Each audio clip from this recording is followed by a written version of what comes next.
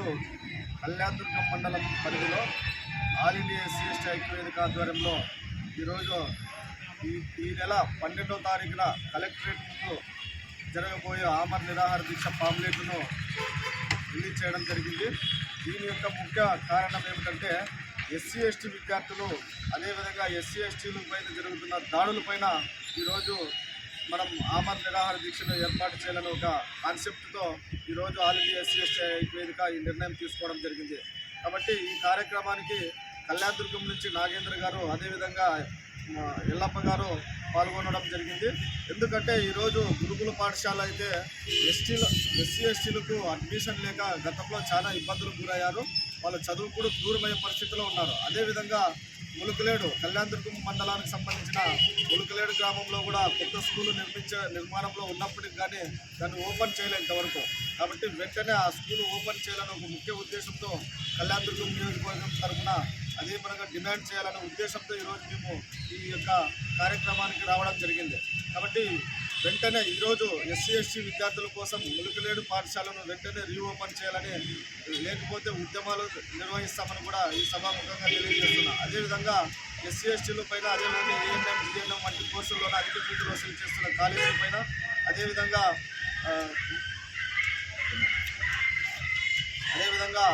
స్థానికంగా 10 సంవత్సరాల నుంచి ఎంఈఓలు ఎక్కడ వేసిన గొంగలు అక్కడే ఉన్నట్లు వాళ్ళ భూములపైన వాళ్ళ ఆస్తులు సంపాదించుకునే దానికోసం వాళ్ళకి ట్రాన్స్ఫర్ జరుపుకుంటున్నాయి. కాబట్టి వెంటనే అట్లాంటి ఎంఈఓలను వెంటనే ట్రాన్స్ఫర్ చేసి బదిలీలు చేయాలని కూడా మేము ఆల్ ఇండియా ఎస్సీ ఎస్టీ తరఫున డిమాండ్ చేస్తున్నాం.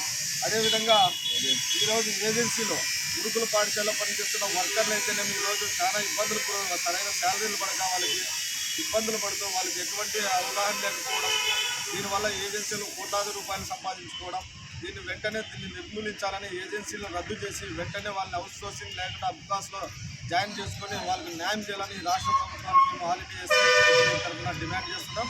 అదేవిధంగా ఎస్సీ ఎస్టీ బీసీ హాస్టల్స్లో ధరలకు అనుగుణంగా ఛార్జీలు పెంచాలా. ఎందుకంటే ఈరోజు చిన్నపిల్లలు అధిక ధరలు పెరగడం వల్ల వాళ్ళకి సరైన పోషకాహారము సరైన ఫుడ్ అందించలేకపోతున్నారు వార్డన్లు కూడా. కాబట్టి రాష్ట్ర ప్రభుత్వం వెంటనే ధరలకు అనుగుణంగా ఛార్జీలు పెంచే విధంగా చర్యలు తీసుకోవాలని ఆల్ ఇండియా ఎస్సీ ఎస్టీ ఐక్యవేదిక తరఫున డిమాండ్ చేస్తున్నాం.